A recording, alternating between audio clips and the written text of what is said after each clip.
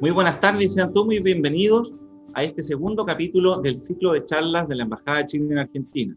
El día de hoy tenemos un tema de mucho interés histórico y lo hemos titulado Bajo la huella de Sarmiento. En esta oportunidad queremos conocer un poco más sobre la vida del expresidente de la Nación, Domingo Faustino Sarmiento, ícono de la Argentina y prócer de la provincia de San Juan, quien además tuvo un importantísimo legado y vínculo con nuestro país, Chile. En este conversatorio queremos mostrar un pequeño botón el trabajo de acercamiento que tiene la Embajada de Chile en Argentina con las provincias del país, en especial con San Juan, que es una provincia hermana y fronteriza con nuestro país. El día de hoy les quiero presentar a nuestros expositores. Ellos son la investigadora e historiadora de la Casa de Sarmiento en San Juan, Valeria Sacchi, y el destacado historiador y escritor chileno, don Arturo Volantines. De igual forma, al tratarse un trabajo conjunto entre la Embajada de Chile en Argentina, la Casa de San Juan en Buenos Aires y la Casa de San Juan en Coquimbo, les quiero dejar un saludo de Ana María López de Herrera, quien es la directora de la Casa de San Juan en la ciudad de Buenos Aires. Hola, buenas tardes. Soy Ana María López de Herrera, la directora de la Casa de San Juan en Buenos Aires. Bueno, la verdad que es un gusto y una alegría que por fin podamos realizar este evento que allá por el mes de febrero del 2020, este año, me fue a ver justamente como un interés del embajador de Chile en Argentina, Patricio William, para ver en qué temas comunes, en qué temas podríamos trabajar desde Argentina y Chile, así en una especie como de hermanamiento o de cuestiones que sean afines, teniendo en cuenta que tanto culturalmente como en varias otras situaciones tenemos también lazos bastante comunes. Así es como armamos algunos, recordando lo que son los acuerdos bilaterales, lo que significa el Comité de Integración de Agua Negra, donde se está trabajando ya con bastante éxito, bastante interesante, bastante importante, lo que el gobierno de San Juan y el gobierno de Chile, fundamentalmente en Coquimbo, La Serena, en Valparaíso, se viene trabajando para poder ir haciendo mejoras y de mejor convivencia inclusive también. Recordamos también lo que tiene que ver con el túnel de Agua Negra, aquello que hace al corredor bioceánico, también muy interesante, muy importante tanto para nuestros hermanos chilenos como para Argentina. Bueno, ojalá que esto se pueda seguir trabajando en forma favorable para beneficio de los dos países. También recordamos lo que eran las invernadas o aquello que transhumación que se llamaban antiguamente, donde las familias que tienen sus animales en la cordillera, ya sea para el pastoreo, para la comida de estos, se trasladan con su familia para poder garantizárselo. Esto es una cuestión de muchos años, milenarios, donde esto se viene realizando y también con bastante cooperación y colaboración de los dos países. También comentábamos los hermanamientos que desde las distintas intendencias de la provincia y regiones de Cuyo se viene haciendo en aquellos temas fundamentalmente culturales, educativos, para que se pueda también ir trabajando y acercándonos e ir acercando lo que significan nuestras culturas. Gracias por esta oportunidad, los dejo a todos con este saludo y que puedan disfrutar de quienes van a hablar justamente de Sarmiento. Buenas tardes. De igual forma, el director de la Casa de San Juan en la región de Coquimbo, Luis Enrique Valdebenito, nos quiere dejar su saludo. Buenas tardes a todos y todas las personas que están conectadas. Quiero saludar especialmente a nuestro embajador Nicolás Monkeberg y felicitar esta iniciativa de la Embajada de Chile en Argentina por impulsar esta actividad de difusión del acervo cultural de la región, teniendo como detonante un personaje clave en nuestra historia común como es don Domingo Faustino Sarmiento. Como Casa de San Juan en la región de Coquimbo, es un honor estar participando junto a la Casa de San Juan en Buenos Aires y por lo mismo quiero agradecer a Ana María López de Herrera, su directora, quien encarna el espíritu de integración y con quien hemos realizado variadas actividades en las diferentes responsabilidades que le ha correspondido cumplir. Y además fue quien hizo los nexos entre la Embajada y nosotros. Reconocimiento especial merecen Valeria Sacchi y Arturo Volantines por haber aceptado el desafío de ser parte de esta actividad y quienes serán los responsables de darle contenido a esta charla ilustrando esa faceta desconocida del Sarmiento en Chile, pero no puedo no reclamarle a mi amigo Volantini la presentación en la Casa de San Juan del libro Minas Encateadores, que debimos suspender por la pandemia y que hoy, sin embargo, gracias a la Embajada de Chile en Argentina, hacemos la presentación continental. Finalmente, quiero agradecer a Patricio Williams y a Rodrigo Contreras por ser los responsables de darle forma a los sueños desde la bella ciudad de La Serena. Saludamos a los y las participantes. Gracias. Muchas gracias a los dos directores y ahora comenzamos nuestro conversatorio para conocer un poco sobre esta importantísima figura argentina y, por qué no decirlo también, en parte, algo de chileno tiene. Los quería dejar a ver si nos puedes contar un poco, Valeria, sobre cómo fue la niñez, cómo fue la juventud, los primeros años de vida de Domingo Faustino Sarmiento. Bueno, primeramente quiero decir que para Sarmiento Chile fue su segundo hogar. En Chile, las huellas que deja Chile en Sarmiento a nivel personal, a nivel familiar, a nivel profesional, fueron muy profundas, fueron muy duraderas y decisivas en su vida. Desde que él comienza, digamos, Chile le da la oportunidad. Él llega como un exiliado, pobre, sin muchos contactos, y bueno, de a poco Chile, Santiago, le da su lugar, le da una oportunidad que Sarmiento, por supuesto, sabe usar y da lo mejor que tiene en Chile.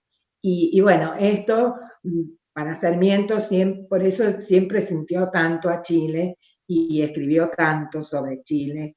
Y es más, dice que durante mucho tiempo él tuvo como una doble existencia, argentino-chilena. Y desde los primeros pasos que da en el periodismo, llega a ser el gran implementador de la educación pública y popular en Argentina y también en Chile, ¿no? Fue uno de los grandes propiciadores de institucionalizar la educación pública. Claro. Por supuesto, fue muy amigo de Manuel Montt, que fue ministro de Educación y después presidente, y bueno, él le dio muchas de sus oportunidades, pero por supuesto Sarmiento supo como les digo, responder a estas responsabilidades que se le dieron. Y bueno, los lazos que nos unen a Cuyo, a San Juan con Chile, vienen desde nuestra fundación, porque sabemos que fuimos fundados por la corriente colonizadora de Chile, y durante mucho tiempo, hasta la creación del Virreinato del Río de la Plata, dependimos de la Capitanía General de Chile, así que nuestros vínculos y los vínculos de la familia Sarmiento son con Chile desde muy larga data. Y bueno, en este contexto nacen sus padres. Sus padres nacen cuando todavía dependíamos de la Capitanía General de Chile. Y él nace en 1811, dentro de esta familia que se entroncaba con los colonizadores, pero que con el tiempo había decaído económicamente. Y bueno, Sarmiento tiene muy pocas posibilidades de estudiar, pero por suerte, con la Revolución de Mayo se abren unas escuelas públicas que antes eran las escuelas del rey, ahora se llamaban las escuelas de la patria. Y bueno, allí él inicia la única escuela formal a la que asiste.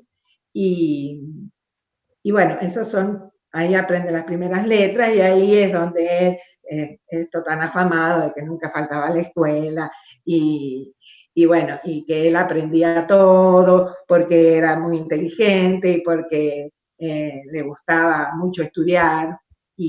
Podemos decir que fue un muy buen alumno. Sí, muy buen alumno, pero bueno, hay que recordar que no había muchas más cosas para hacer, así que esto era realmente muy importante para todos los chicos que asistían a la escuela. Pero bueno, no había secundarias en San Juan, no había universidad menos, imagínense. Así que bueno, hizo este primario y después no tuvo posibilidades de seguir estudiando formalmente. Así que toda su formación es autodidacta. Es con sus lecturas, leía cuanto libro encontraba y bueno, y tuvo maestros como fueron su tío José de Oro, su tío, que eran todos sacerdotes, el obispo de Cuyo, José Eufrasio, que era hermano de su padre. Así que bueno, todo esto le da las posibilidades, ¿no?, de estudiar por sí mismo, ¿sí? Total, que llega un punto en que ya no puede ir a la escuela, en que no encontraba mucho que hacer, y bueno, en esas circunstancias acompaña a su tío José de Oro a San Luis, y allí, junto con este tío, funda su primera escuela, y es por primera vez maestro, y sus alumnos eran más grandes que él. Así que cuando tenía 15 años aproximadamente, 1827, 1828, es cuando funda su primera escuela, y que es algo que nunca deja de ser, ¿no?, maestro. Yeah. Después que él regresa porque le habían prometido una beca para ir a estudiar a Buenos Aires, pero regresa a San Juan, y justo por todos los problemas políticos que hay acá en Argentina, qué sé yo, el gobernador que le había prometido esta beca cae. Entonces, bueno, esto queda también, fue otra frustración. Y de ahí se hace cargo de una tienda de una tía suya, también su madrina, que siempre lo tuteló y le ayudó muchísimo. Y es allí cuando hace su primer viaje a Chile, cuando se contacta por primera vez con Chile. Tenía 16 años, y va a Santiago y a Valparaíso a comprar mercadería. Y bueno, y todo lo ve con sus ojos adolescentes y queda realmente impresionadísimo en el puerto, porque conoce el mar y conoce estos barcos, grandes barcos, todo este movimiento incesante de comercio, y realmente queda muy impactado. Y en Santiago de Chile también, porque era una capital. Recuerden que venían de San Juan, apenas una ciudad muy, muy aislada, se podría decir. Así que quedó maravillado con todo lo que vio y con lo que pudo comprar y con todas las novedades. Y otra de las novedades es que conoce a su tío Fray Justo Santa María de Oro, que en ese entonces ya sabemos que fue un gran promotor de la independencia argentina y del sistema republicano de gobierno. Y esa es una de sus primeras huellas, ¿no?, que le queda a Sarmiento de Chile, ¿no?, que es una huella adolescente, ¿no? Exacto. Bueno, y él conoce a Fray Justo Santa María, que fue después el primer obispo de Cuyo, y queda impresionadísimo. Era tío suyo, además, porque era primo de su madre, perdón. Era primo hermano de su madre, doña Paula Albarracín. Así que bueno, esta sería una de las huellas principales, porque es la impresión que le queda a un chico, a un adolescente. Y bueno, y esa también es una de las razones por las que después vuelve. Claro, esas siguientes razones, de hecho, son las que, a ver si Arturo nos puede comentar un poco sobre, yo sé, lo voy leyendo un poco, y su paso por el ejército, los conflictos internos que se le generan al presidente Sarmiento, y después su primer exilio en nuestro país, en Chile. A ver si Arturo nos puede comentar un poquito ese traspaso del niño hombre que se vislumbra con Chile, con la ciudad de Santiago, con el mar, y después esa transición, qué es lo que ocurre un poco en Argentina en esos momentos, y los motivos por qué toma esa decisión, cuáles fueron los conflictos internos que se le generan, y termina en nuestro país. Y también ahí me gustaría conocer cuáles son los roles que empieza a cumplir Sarmiento en Chile, ya alejado de su Cuyo natal. ¿Arturo? Bien. Saludar a cada uno y a cada uno de los presentes. agradecer esta invitación. Siempre va a ser fascinante hablar de Sarmiento. Yo creo que habría que preguntarse por qué Sarmiento eligió Chile cuando podría haber elegido Europa. Yo creo que en primer lugar es por sus etos. San Juan es una ciudad del interior alejada del centro, y entonces ese aire de provincia también le cautivó y también lo vio en Chile. Además, el entorno chileno, la familia, sus tíos, los curas especialmente, habían estudiado en Chile, entonces la relación con Chile era muy fluida. Una gran cantidad de exiliados sanjuaninos estaban en Chile. Muchos de los amigos con los cuales había estudiado y con los que había guerreado estaban en Chile. Y además de eso, yo creo que también había un lugar común desde antes. Eso también me trae a colación que es muy parecida a la vida, y hay una relación mágica con nuestra gran prócer Gabriela Mistral. Es decir, él también fue autodidacta, o sea, no pudo ir a la universidad siendo que en su colegio era el mejor alumno. Lo mismo le pasó a Gabriela Mistral. También vio la distancia enorme y la diferencia con el centralismo. También él era huraño, era difícil. Gabriela Mistral también tuvo un padre difícil, igual que Gabriela, pero un padre que lo incentivó a leer, un padre que lo incentivó mucho a leer. Jerónimo Godoy lo hizo lo mismo con Gabriela Mistral.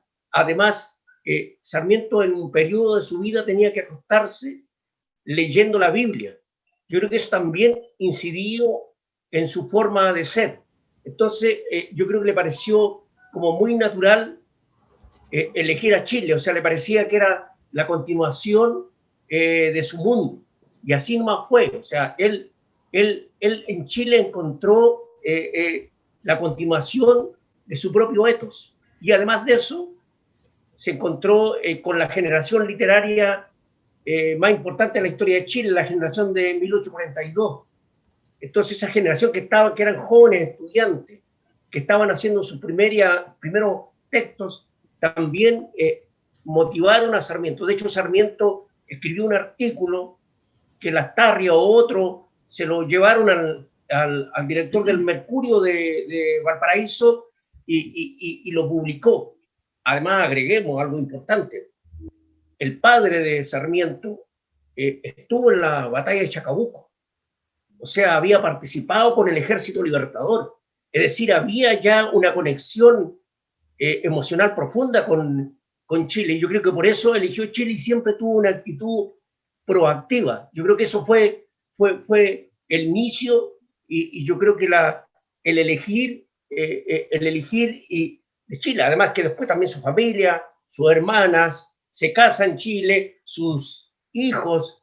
Entonces, es una relación, yo diría que no había diferencia notoria. Por eso también en algún momento él, en la desesperación de no ver un cambio profundo en Argentina, toma la decisión de nacionalizarse. Él lo manifiesta expresamente. Incluso por ahí en un artículo dice que él habla, nosotros los chilenos. Es decir, su relación con Chile yo creo que es una relación prodigiosa y bastante, yo diría, lógica.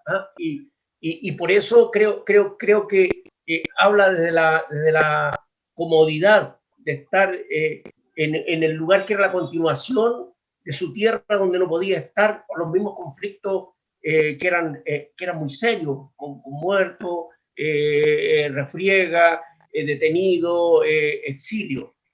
Eso yo creo que entonces, por eso elige Chile. Y él, físicamente, ¿en qué ciudades de Chile él está? ¿Cuáles son los oficios? ¿A qué se dedica Sarmiento una vez que entra a Chile?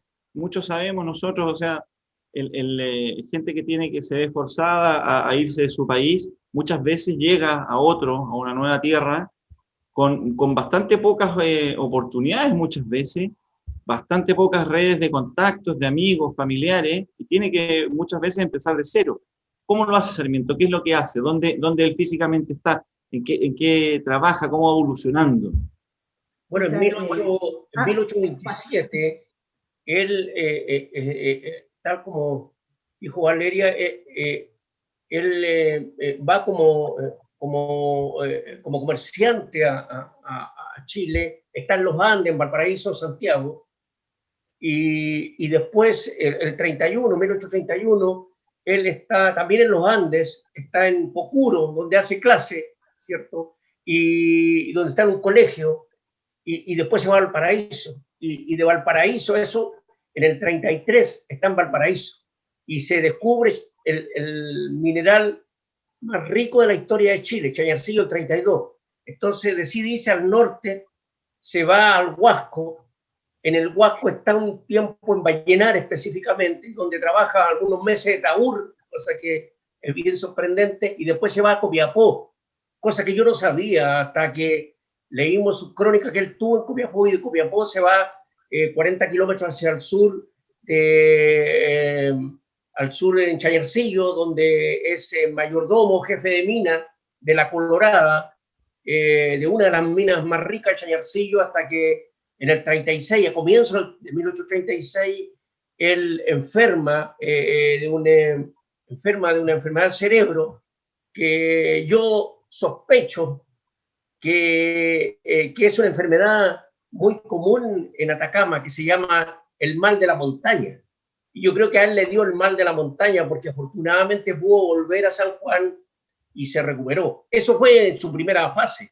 Después, bueno, él tuvo toda la década del 40 y del 50, él estuvo muchas veces en Chile, o sea, estuvo siempre en Chile, incluso volviendo de Europa, o sea, él fue, o sea, a veces hablamos de que él vino exiliado, vino una vez, vino dos veces, pero en realidad él estuvo siempre en Chile. Muy interesante eso y súper importante de aclarar. Valeria, ¿tú querías comentarnos algo? Sí, quería un poco explicarles por qué se exilia. ¿No es cierto? Acá en Argentina, en esos momentos se habían desarrollado dos facciones, que eran los unitarios y los federales, y bueno, que estuvieron por muchos años en constante lucha, y esto traía aparejado, por supuesto, una gran desestabilidad, y bueno, Sarmiento no podía estar ajeno a esto, y en un momento dice que después de mucho leer, de todas las pláticas que tenía con sus tíos, etcétera, decide ser federal, unitario, perdón. Y dice que una vez estaba en el negocio que él regenteaba, estaba sentado y ahí ve cómo llegan las tropas de Facundo, con los gritos, con la tierra, etcétera, y que bueno, que ahí se le representa la barbarie, y que al otro día fue unitario y decide incorporarse a la facción o al grupo de los unitarios. Y esto le trae aparejado después el exilio porque las tropas unitarias son derrotadas. Entonces, allí muy jovencito, con 18 años, comienza su primer exilio, lo acompaña siempre su padre, José Clemente Sarmiento, siempre lo acompañó en todos sus exilios y siempre estuvo a su lado. Bueno, y ahí es donde llega primero a los Andes, donde es maestro de la escuela municipal, pero como era siempre, él estaba haciendo innovaciones, bueno, quiso improvisar, no improvisar, pero introducir muchas innovaciones y bueno, y tuvo problemas, por supuesto, con el alcalde, finalmente tiene que dejar ese puesto y se va a Pocuro, que es interesante porque ahí también tiene una escuela, pero un bodegón, en el mismo espacio que todavía está esa casa, ahí en Calle Larga. Y bueno, entonces es interesante porque también ahí, lo que mencionaban a Gabriela Mistral, también muy cerquita, Gabriela Mistral fue maestra en una escuela ahí, a una cuadra, y también está enfrente de la casa de un presidente, Cerdá, que también fue un gran propulsor de la educación. Así que bueno, en ese lugar, digamos, de Pocuro se concentra mucho de la educación argentina y chilena. Y bueno, y después, después de allí también no le va muy bien, ahí se va a Valparaíso, y ahí es dependiente de tienda y estudia inglés. Dice que le pagaba un ex soldado para aprender inglés. Y de ahí, bueno, como que tampoco le va muy bien, y como bien dice Arturo, como se habían descubierto estas minas de plata en Chañarcillo, se va a Copiapó, que tenía como mejor perspectiva de ganar dinero. Y allí sí es mayordomo de una mina La Colorada, que era de un general unitario, que Sarmiento había estado en las órdenes de él, y era el propietario de esa mina. Y ahí dice que él vestía siempre con el típico traje de minero, y lo describe muy bien, y también dice que le daban la ración de comida, y que bueno, como él tenía las manos muy grandes, dice que le favorecía porque su ración era más grande, porque se la ponían en el tamaño de las manos. Y bueno, de allí, como bien dice, aprendió muchísimo allí porque estudió mucho, a pesar de trabajar mucho, siguió estudiando mucho y tuvo la oportunidad también de conocer mucha gente diversa que se concentraba en Copiapó, y eso le abrió mucho su mente y los poros de su inteligencia. Así que fue una etapa muy interesante también para Sarmiento en su formación, y ahí ya va perfilando su gran proyecto de educación y de minería, porque no olvidemos que Sarmiento fue también, como gobernador de San Juan y como presidente de la Argentina, uno de sus proyectos fundamentales fue el desarrollo de la minería. Y tiene que ver con su experiencia y con lo que conoció y aprendió en Copiapó. Así que bueno, también esta huella es muy interesante y muy importante en la vida de Sarmiento. Pero como bien dice, no se sabe bien qué pudo ser, dicen que fiebre, que habrá sido a lo mejor una especie de depresión, y bueno, y la familia muy preocupada pidió permiso a las autoridades de San Juan para ver si podía volver. Que hemos hablado es el primer exilio, que se extiende desde el año 30 al año 36. Entonces, con este Sarmiento minero, por así decirlo, este Sarmiento de la Pampa, como nos estaba comentando Valeria, y que tanto ha escrito Arturo, nosotros sabemos, a ver cómo fue la transición del Sarmiento minero, al Sarmiento educador propiamente tal, siendo que ya nos habían comentado que desde muy niño ejercía de profesor en San Juan y después también en Chile, en los Andes.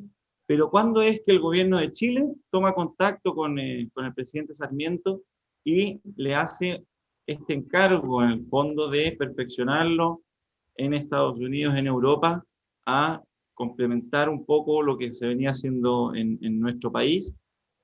¿Quiénes son las figuras claves ahí a lo mejor?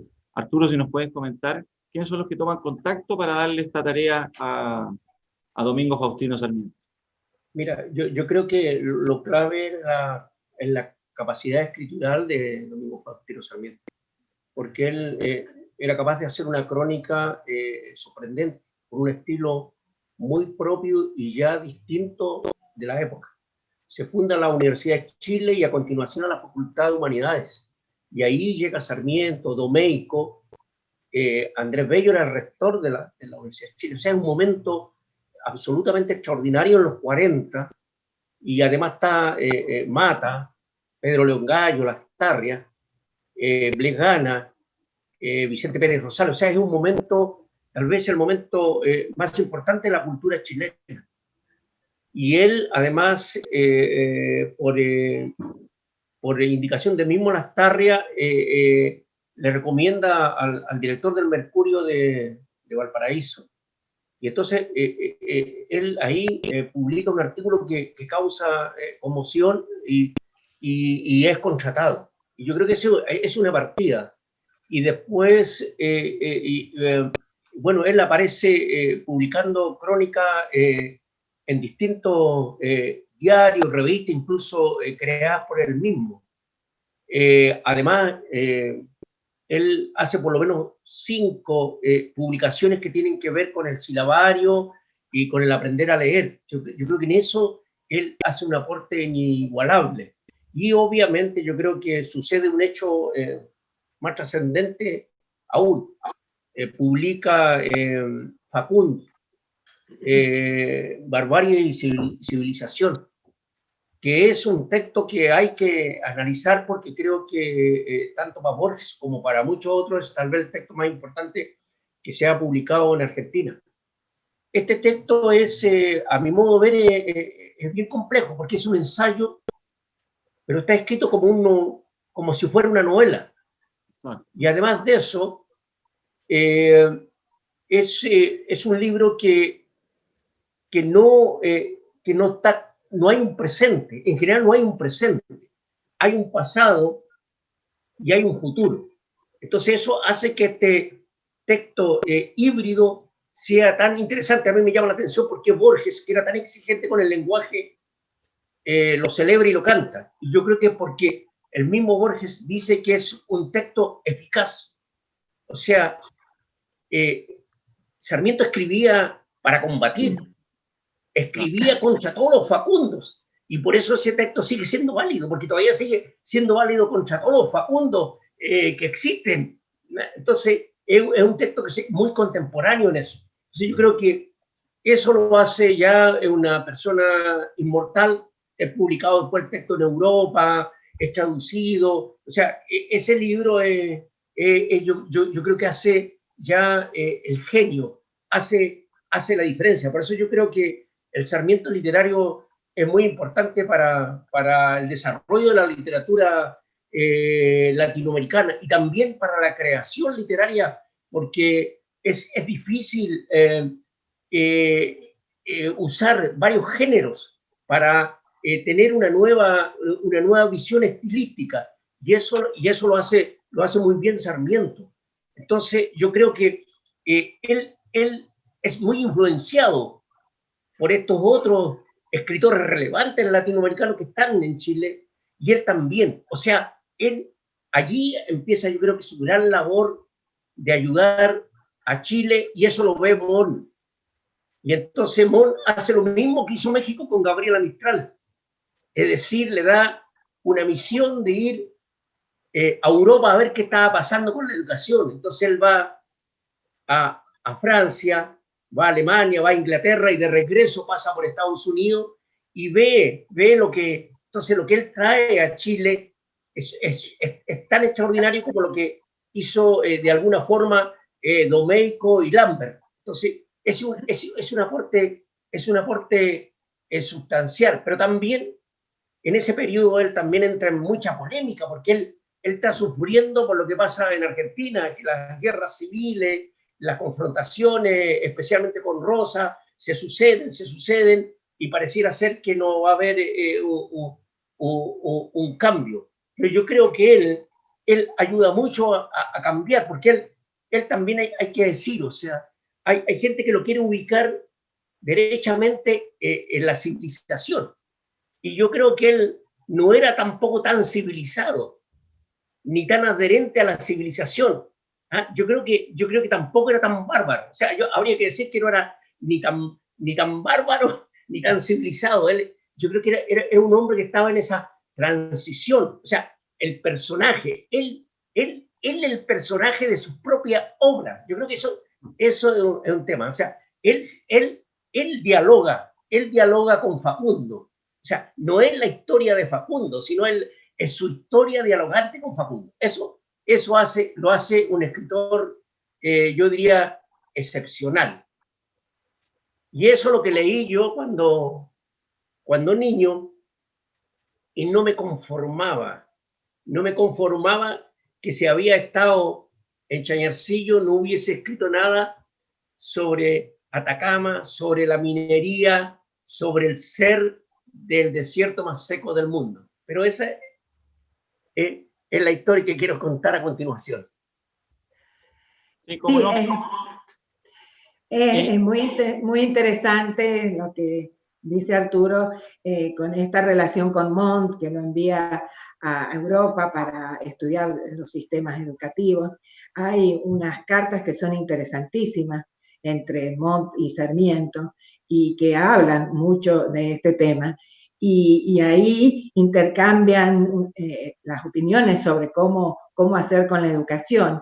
Y cuando Sarmiento ve cómo sigue el mundo, para dónde va, dice, nuestros países están muy atrasados y si no hacemos algo rápido, va a ser muy triste nuestro futuro. Y el único futuro que él ve, porque dice, hay que dar un gran salto para poder alcanzarlo. Y ese salto, la única manera de hacerlo era con la educación pública. Por eso es que con Montt hacen tanto con respecto a esto. Cuando Sarmiento llega en su segundo exilio, que es a partir del año 41, además de dedicarse al periodismo, gracias, por supuesto, a que conoce a Lastarria, José Victorino Lastarria, que fue un gran amigo, aunque también tuvieron algunos encontronazos, pero bueno, fueron amigos hasta que murieron. Y bueno, le presenta a Rivadeneira, que era el director del diario El Mercurio, y ahí empieza su vida como periodista con este artículo que se llama, que tiene que ver con la independencia, con la batalla de Chacabuco. Y de ahí es exponencial, ¿no?, cómo desarrolla su aspecto literario y periodístico, pero fundamentalmente en lo que hace en educación, porque funda, junto con Montt, la primera escuela normal de preceptores, de la que es su primer director, desde el año 42 al año 45.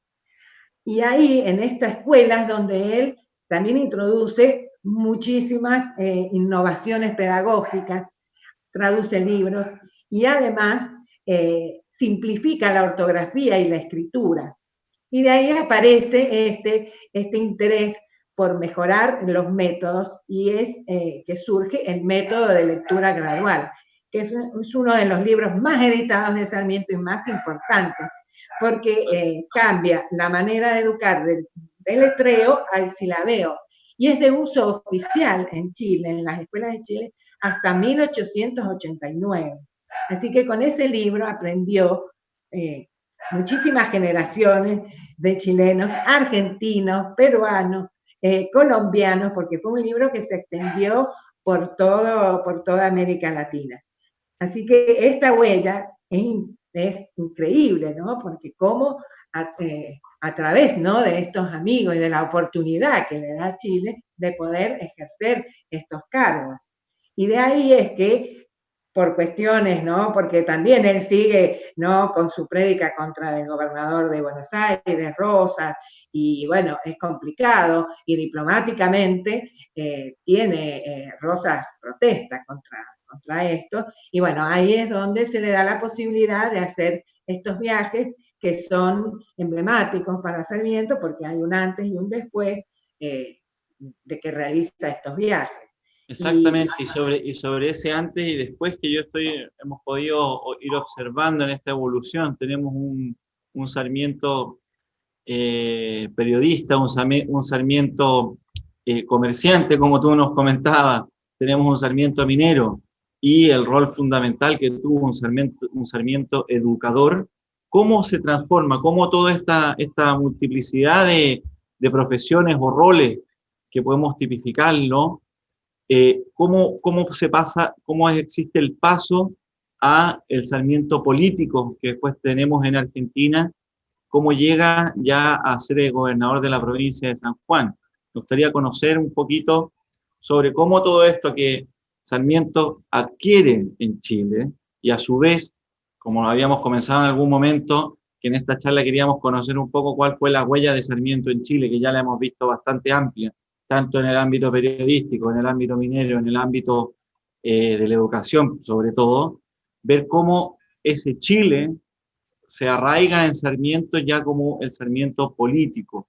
A ver, no sé si Arturo pudiera comentarnos un poco, o Valeria si prefiere, ya que estás de local en San Juan, comentarnos un poquito, a ver si Arturo nos puede dar unas palabritas y después tú lo complementas respecto a el gobierno de Sarmiento en la provincia de San Juan, y ya podemos ir evolucionando a la presidencia. No sé si les parece. Bien, cuando Sarmiento llega a Chayarcillo, se encuentra con que Copiapó es la capital cultural de América Latina. Entonces, él también fue muy oportuno, así como fue oportuno relacionarse con la generación de 1842. En Santiago, en Valparaíso, también lo hace con la cultura atacameña, ¿ya? Que era una cultura cosmopolita. El 30% además de los habitantes de Copiapó eran de origen argentino, y otra gran cantidad de países europeos.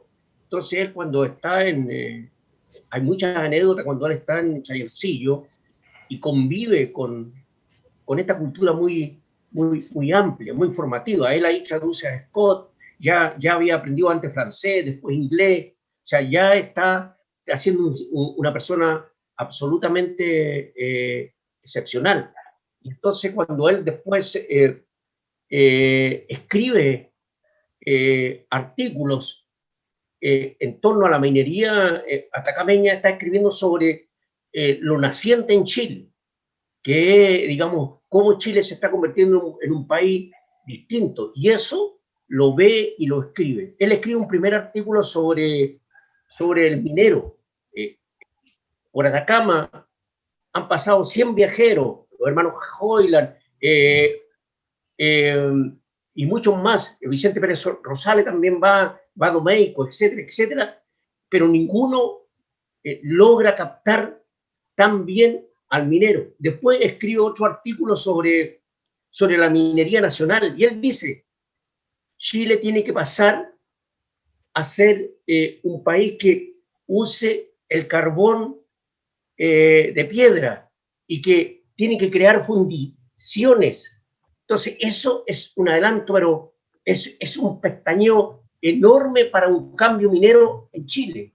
Y después escribe sobre Atacama, y escribe también un artículo sobre Copiapó, donde él dice que Copiapó es una de las ciudades o uno de los pueblos más interesantes que existen. O sea, eso ya es algo que, para que Copiapó le haga un monumento. Entonces, él ya está mirando el futuro. Y él además justo llega a Chayarcillo en una época en que nace el primer ferrocarril, ¿ah? Está por nacer el primer ferrocarril de Sudamérica, ya se estaba pensando que eso es lo que venía. Y entonces cuando él vuelve a Argentina, yo creo que es un gran hacedor. Yo creo que es un gran hacedor. Creo que es un momento, yo creo que es un momento culminante en su mente, porque él además quiere ordenar la minería, dice lo que hay que hacer en la minería. Él entonces dice lo que hay que hacer al país, no solamente a Chile, sino a Argentina, convertirlo en un país con un ferrocarril que llegue a todas partes. Entonces, es un hombre que está pensando en la civilización. O sea, eso hace que, obviamente, su forma de tanta fortaleza, de repente es casi sorprendente, de tanta capacidad, obviamente iba a terminar en Argentina siendo una persona absolutamente relevante después de todo esto que le había tocado vivir en los exilios. O sea, los exilios yo creo que lo hicieron madurar y lo hicieron potenciar su capacidad política y de hacedor. Aquí podemos ver la primera huella entonces con lo que ustedes nos están comentando. O sea, está pero de perogrullo el lema que él tiene en su gobierno, ferrocarril y escuela, o sea, calza perfectamente cómo marcó Chile. El ferrocarril, a raíz de su trabajo en la minería, escuela, lo que él realizó por nuestro país, cómo eso se plasma y cala hondo realmente y deja una huella importante en Sarmiento una vez asume la presidencia de la Nación. Valeria, si nos cuentas un poco sobre Sí, esta transformación que ya la vimos con Arturo, el Sarmiento, por así decirlo, profesional, multirol con el Sarmiento político y su lema. y sí, toda esta etapa que atraviesa en Chile es una etapa de aprendizaje, de preparación. Y bueno, tantas ideas, tanto que había visto, tanto que quería que hacer, evidentemente lo llevaba sí o sí por el camino de hacer un político para poder ser ejecutivo y poder llevar a cabo estas ideas y estos proyectos tan importantes que ha mencionado Arturo. Por eso, en el año 1855 regresa a la Argentina y bueno, se instala en Buenos Aires en esos momentos. Estaba de gobernador el general Mitre, y bueno, ahí él es director general de escuelas y también ahí empieza a establecer todo su proyecto educativo que había tenido su preparación y su experiencia en Chile, ¿no? Y perfeccionado lo establece en Buenos Aires y después en toda la República. Y en otros aspectos importantes tienen que ver con lo agrícola, con las quintas normales, con las quintas de agricultura que establece también en Buenos Aires y después cuando es presidente por toda la República. Así que, bueno, toda esta etapa fue de preparación. Y bueno, después que está en Buenos Aires y que cumple varias funciones no ejecutivas, que por supuesto son todas relevantes, llega como gobernador a Buenos Aires cuando Mitre es presidente de la Nación. Y aquí hace una obra extraordinaria que también tiene que ver con, que se basa exclusivamente en el desarrollo de la minería, porque había visto lo que hacía la minería, cómo despertaba el desarrollo de la región.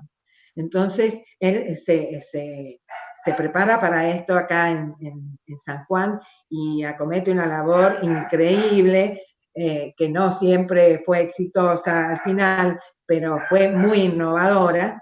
Y también en la agricultura, que hizo unos trabajos tremendos, porque sabemos que San Juan es una zona desértica, así que necesita agua de riego. Bueno, hace unas obras extraordinarias en ese sentido y que prepara todo también para cuando es presidente. Estas son las experiencias previas que le van a enseñar para después, cuando es presidente, poder ejecutar las cosas con más precisión. Ahí es gobernador de San Juan del año 1862 al año 1864, y de allí le ofrecen ser diplomático en Estados Unidos, así que se va por 4 años prácticamente a Estados Unidos, donde, bueno, es increíble todo lo que escribe y todo lo que hace, y le escribe a Montt también, y ahí también tiene toda una experiencia en lo que hace a las comunicaciones, que hablaba Arturo, ¿no? De los ferrocarriles, sobre todo en las comunicaciones, que tienen que ver, ¿no? Con el movimiento de las naciones y con el movimiento del progreso. Y cuando está en Chile, ahí ya se presenta, cuando está en Estados Unidos se presenta su candidatura y es elegido presidente estando en Estados Unidos. Él regresa. Eso es bastante interesante. Estando allá, su claro, campaña la hizo en el exterior. Toda la campaña se la hacen acá sus amigos, y dicen sobre todo Aurelia Vélez Arfield, que fue su compañera de vida durante mucho tiempo. Y también nos habíamos mencionado que Chile le dio la oportunidad, digamos, en el ámbito familiar, fue muy importante, porque allí nacieron sus hijos, Dominguito y Faustina, y también se casó. Y ahí también tuvo refugio su familia, sus padres y sus hermanas, que también corrían riesgo acá en Argentina, y él se las lleva a Chile y también tienen un lugar. Así que desde el punto de vista emocional y familiar, Chile fue muy importante para Sarmiento. Y bueno, después que es elegido presidente, bueno, ya toda su familia está en Buenos Aires. Él se entera que es elegido el presidente en su viaje de regreso. ahí a la altura de Río de Janeiro, porque lo saludan, un barco inglés lo saluda con unos cañonazos, porque ya se había enterado y sabía que venía ahí Sarmiento, así que bueno, ahí se entera que había sido elegido presidente, y bueno, y empieza una tarea titánica. En octubre del año 1868 asume como presidente, y durante 6 años hace una increíble labor en pos del desarrollo, sobre todo social, ¿no? Y educativo. Y tiene que, y con respecto a Chile, por ejemplo, empieza con los proyectos de comunicar Chile y Argentina por el ferrocarril.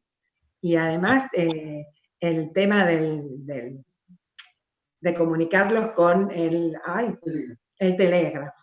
Con el telégrafo, que hay una caricatura muy interesante, que está el presidente de Chile y Sarmiento gritándose, y están las montañas en el medio. Así que con respecto a lo que es la comunicación con Chile, sigue, ¿no?, este vínculo increíble que tuvo toda su vida. Exacto. Arturo, ¿tú cómo ves también, a ver si nos puedes ilustrar un poco cuáles habrían sido las huellas de Chile en el Sarmiento político, en el Sarmiento presidente? Una vez ya estamos hablando del presidente Sarmiento. ¿Tú en qué obras, por ejemplo, de él puedes ver un poco, un reflejo, como lo comentábamos en un inicio, de esta segunda parte de nuestro conversatorio, ya el Sarmiento político, el Sarmiento presidente de Argentina? ¿Cuál es la huella chilena que tú ves ahí en su obra? A ver si nos la puedes ilustrar en algunos ejemplos bien claros. Mira, yo creo que él, yo tengo mis dudas, como desde la perspectiva política chilena, cuando hablamos de federalista y cuando hablamos de unitario. Esa situación desde Chile no la vemos tan marcada en Argentina, la vemos casi como que si fueran rivales y no necesariamente de una ideología distinta, digamos. ¿Ah? Entonces, porque Arroza no cae por sus enemigos federalistas, o si no cae por sus propias rivalidades dentro de su propio sector. Entonces, yo creo que influyó mucho el ser de nuestro país. O sea, Mon era un presidente que estuvo 10 años en el poder y era un presidente autoritario. Entonces, y él veía a Chile como una sola unidad monolítica. Y yo creo que Sarmiento también veía eso. Yo creo que la formación está muy unida en eso. Y yo creo que por eso mismo Sarmiento suele tener también una mala leyenda, ¿no?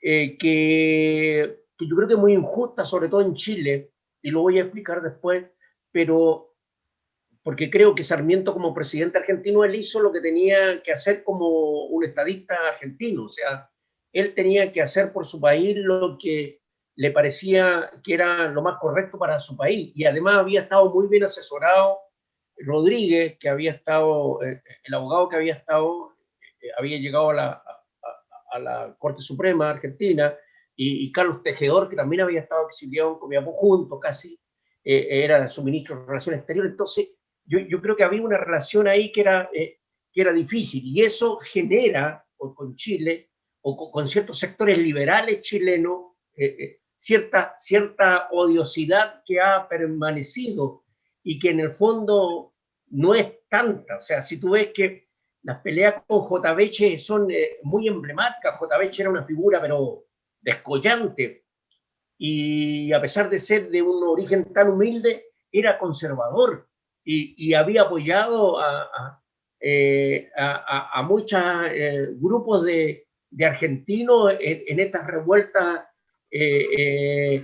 contra el centralismo argentino, y también Lastarri, ¿para qué decir Vicuña Maquena? O sea, había una odiosidad que Vicuña Maquena en un momento dice, que es un autor absolutamente que yo admiro, dice Sarmiento es tan ególatra que la Pampa no alcanza la Pampa para su egolatría, digamos. Entonces, había como una guerrilla literaria, ¿ah? Una guerrilla también política literaria. Y yo creo que en eso Sarmiento, yo creo que aprende, yo creo que una flexibilidad y a manejarse muy bien. Tanto que yo creo que hay que preguntarse lo siguiente: conflictos menores como los de Bolivia, sobre todo, los conflictos con Perú han terminado en varias guerras. Y si nos preguntamos, con Argentina no ha habido guerra, en parte ha sido por esto, porque ha habido una flexibilidad en el momento que hay que ser flexible. Yo creo que cuando nosotros hacemos un recuento de la relación con Argentina, si hacemos un recuento del papel de Sarmiento, nos vamos a dar cuenta de que aquí al final la hermandad ha terminado reinando. Y yo creo que eso al final, lo que al principio algunos critican, por ejemplo, de que Sarmiento fue muy agresivo con Chile y apoyó a Perú y a Bolivia, finalmente no sucedió eso. O sea, los hechos demuestran que no sucedió. Entonces creo que Sarmiento se manejó con mucho criterio. Creo que al final el mundo político serio, o sea, creo que Sarmiento atina en esto. O sea, cuando él, con esta anécdota que contaba Valeria, que es increíble, cuando llegan las tropas federalistas y las ve así emponchadas, las ve la locura de los caballos, me imagino hombres hirsutos, todo eso. O sea, era como más que el lejano oeste. Él en realidad ahí dice que se convierte en unitario, pero yo creo que él lo que quería, que esos hombres de la barbarie o del federalismo terminaran en una nación diversa, pero no dividida. Y yo creo que en eso él apuntó muy bien, porque si tú ves que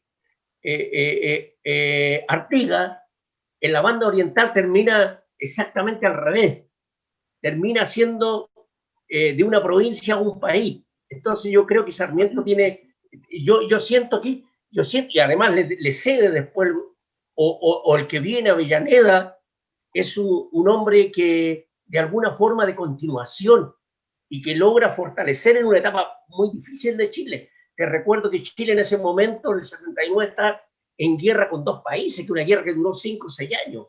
Entonces, yo creo que a veces nos olvidamos de lo bueno y hacemos connotar lo malo.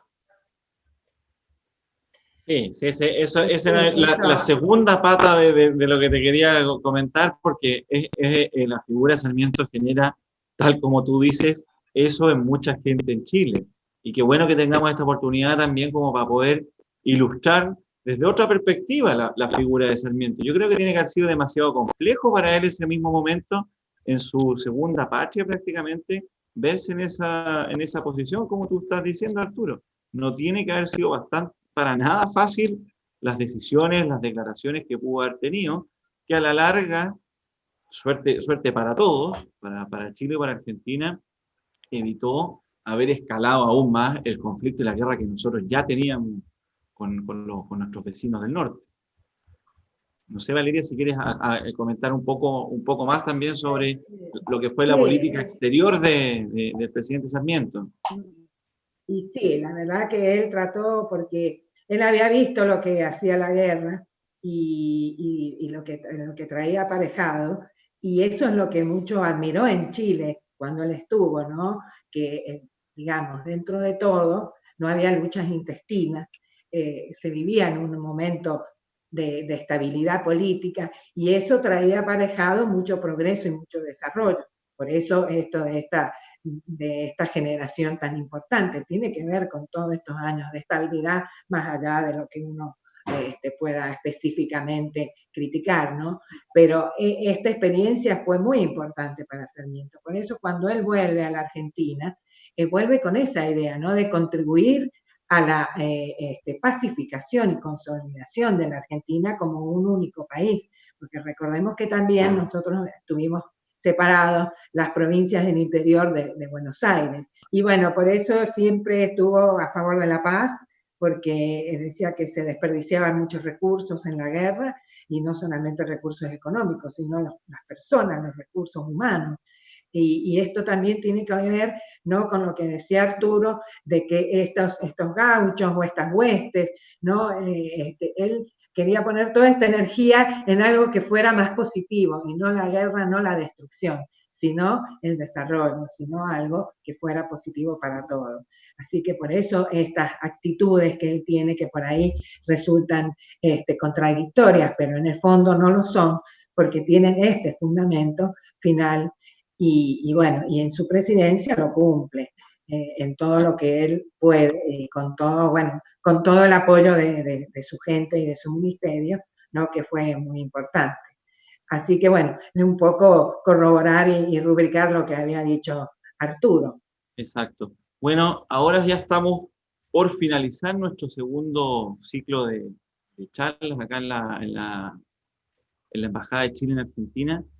Y quería ver si nos pueden hacer un breve cierre, muy breve, y cómo ustedes interpretan este futuro, este vínculo común a raíz de la figura de Sarmiento, desde una óptica, desde qué es lo que él querría, ¿ya? Sarmiento, mitad argentino, mitad chileno, por así decirlo, qué es lo que él querría desde una óptica de él, de una óptica de Sarmiento, nuestro futuro conjunto, ¿ah?, como Chile y como Argentina. ¿Qué es lo que ustedes piensan, lo que él querría de nosotros hacia el futuro? Arturo, si nos puedes contar muy brevemente cuál es tu visión sobre eso, y después Valeria. Mira, yo creo que él quisiera, si despertara, le gustaría ver lo que pasa un poco, no ahora con la pandemia, pero le gustaría un poco lo que pasa con Chile, con Argentina. Yo creo que hemos avanzado montones, estamos avanzando en hacer túneles, estamos avanzando, por ejemplo, ahora en los llamados telefónicos, ya no nos van a cobrar roaming. Entonces, hay avances sustanciales, yo creo que de la relación Chile-Argentina. Yo creo que estamos avanzando como nunca en la historia de estos pueblos. Yo creo que los fantasmas de la guerra, los fantasmas de las gran diferencias, yo creo que con lo que hizo el Papa, con lo que hizo el Papa, yo creo que con el Papa que estuvo y que evitó una guerra, yo creo que ahí en ese momento, yo creo que fue un momento muy importante para que estos pueblos, Chile y Argentina, pudieran estar muy, muy unidos. Además que yo siento particularmente que en Chile han vivido un sinnúmero. Chile también es un país casual en algunos aspectos, ¿eh? Es un país flaquísimo, largo, pero también que tiene de esa misma falta de grandes espacios, lo suple con, yo diría, con su tecnología, con su rapidez en las soluciones. Y tuvimos la fortuna de tener muchos sabios en Chile. Y yo quiero sostener que los tres más grandes sabios que ha tenido Chile han sido, que han sido extranjeros, y esa palabra extranjera, que es una palabra también ya, una palabra peyorativa, pero decir que Andrés Bello, Domeyko y Sarmiento, yo creo que fueron absolutamente importantes para Chile. Y ellos tres, además, se conocieron. Estaba Domeyko en la universidad cuando Andrés Bello era rector, y estaba en la Facultad de Humanidades Sarmiento. O sea, fue un momento, digamos, excepcional. Entonces, una generación realmente que nosotros como chilenos deberíamos estar, fuimos privilegiados con esa calidad de gente. ¿qué espero yo? Yo espero que esta hermandad continúe. Por ejemplo, yo tengo en Atacama todavía la familia. Gabriel Michal, uno de sus abuelos es de origen argentino. Mi familia materna es de origen argentino. Muchos de los oficiales del Atacama, que es el regimiento más glorioso de la historia de Chile, eran compuestos por oficiales argentinos. Los dos historiadores más importantes del norte chileno, Carlos María Sayago y Pedro Paulo Figueroa, son hijos de argentinos. Es decir, la relación es bien profunda. Yo creo que ahora lo que falta, lo que yo espero que pase, es que seamos capaces de que nuestras mezquindades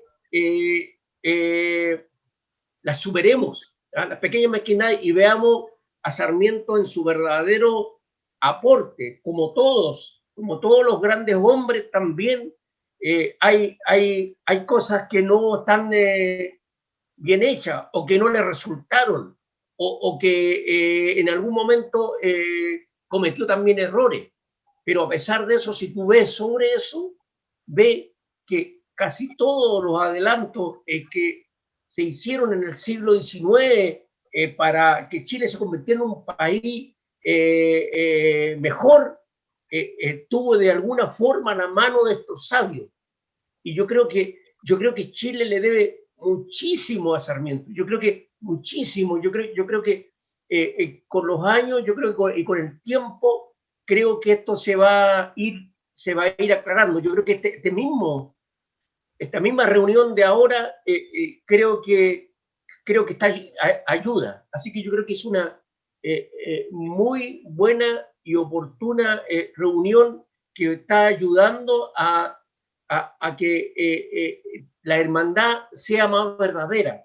Yo creo que estos dos íconos chilenos, que son Sarmiento y Gabriel Michal, tienen muchísimo en común, muchísimo. Yo creo que si ellos hoy día despertaran los dos, se sentaran a tomar un mate, un mate, porque Gabriel Michal tomaba mate en plena cordillera, hablarían como dos paisanos que hablan de lo divino y lo humano, sin otro horizonte que ver que el mundo sea mejor para vivir.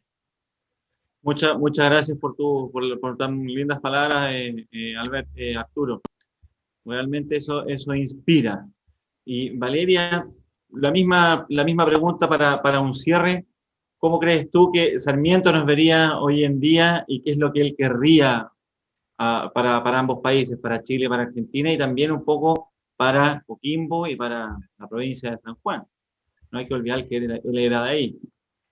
Lo que yo quería hacer como cierre es un poco a este Sarmiento que imaginó una América unida, y aunque él siempre trabajó en base a la realidad y a las circunstancias, siempre miró hacia el futuro. Todo su trabajo está basado mirando hacia el futuro. Y en este sentido es que imaginó una América unida, una América abierta al mundo, vinculada entre sí en la búsqueda de intereses comunes y también en la defensa de sus fronteras, porque bueno, en esos momentos también había muchas complicaciones con Europa y otros países. Entonces, bueno, esto de la defensa entre sí era una cuestión muy importante. Y también fomentó la educación común en todos los países de Latinoamérica. Y en este sentido, una de sus últimas acciones que realiza es un proyecto cultural relacionado con esto, y era formar una editorial sudamericana para la traducción y la publicación de libros que fueran después distribuidos por todos estos países, y fomentar la instalación de bibliotecas. Y es en este sentido que realiza su última visita a Chile en el año 1884, cuando ya tenía 73 años. Y este hecho es muy importante porque en este viaje, en esta visita a Chile, en una noche se reúne con el hijo de Manuel Montt, porque Manuel Montt ya había fallecido, Luis Montt, Y de esa charla surge un proyecto muy importante, que es la edición de las obras completas de Sarmiento, que su primer editor fue Luis Montt, que se preocupó y ocupó de recolectar y de compilar toda su obra que había realizado en Chile. Así que este legado, que es la monumental obra de Sarmiento, que son 52 tomos y un tomo índice, tiene su origen también en la última huella que yo veo de Chile en Sarmiento, y es esta publicación del gran legado que tienen estas obras, porque está compendiada la mayor parte de la obra como escritor, como político, como educador, como diplomático. Así es que me parecía un lindo hecho de mencionar esta producción que tiene su origen en Chile. Una cosa muy curiosa es que todo el mimbre que está en el delta tiene su origen también en Chile, porque es un mimbre que trajo Sarmiento desde Chile, y cuando llegó a Buenos Aires lo plantó con sus propias manos en el delta, porque era un enamorado de toda esa zona. Y bueno, así que todo está, porque la idea era generar una industria, la industria del canasto, que le llamaba a él, y así que bueno, también esto está muy relacionado con Chile. Igual el Malbec, la varietal de vid, porque él la trajo desde la Quinta Normal de Agronomía de Santiago, la trajo a Mendoza, a la quinta que se había fundado en Mendoza, y después de ahí a la quinta agronómica que fundó él en San Juan cuando era gobernador. Entonces, no solamente el Malbec, sino otros varietales. Y así que este, que es el vino nacional argentino, el Malbec, también tiene su origen en unas plantas que trajo desde Chile. Quiero agradecer por esta invitación y bueno, darles un saludo y un fuerte abrazo desde la distancia a todos los que hemos participado de esta hermosa propuesta. Bueno, Valeria, Arturo, 1.000.000 de gracias por haber compartido sus conocimientos sobre la vida del presidente Domingo Faustino Sarmiento. Impresionante de verdad cómo un país puede dejar una huella tan importante en una persona, y a su vez cómo esa persona puede dejar una huella tan importante en un país. De verdad debemos agradecer al presidente Sarmiento con sus inicios, este Sarmiento comerciante, este Sarmiento político, este Sarmiento periodista, este Sarmiento educador, minero, este Sarmiento multirol, cómo caló en nosotros, en nuestro país, tanto fue muy importante lo que nos entregó, lo que nos dejó, y a su vez también pudimos ver que Chile dejó una huella bastante grande en su figura. Quería agradecer también a la Casa de la Provincia de San Juan acá en Buenos Aires por haber compartido con nosotros, y a la Casa de la Provincia de San Juan en Coquimbo por habernos colaborado en la organización de esta tan linda charla. De verdad, muchas gracias. Espero que estén muy bien y nos vemos en una próxima oportunidad. Hasta luego.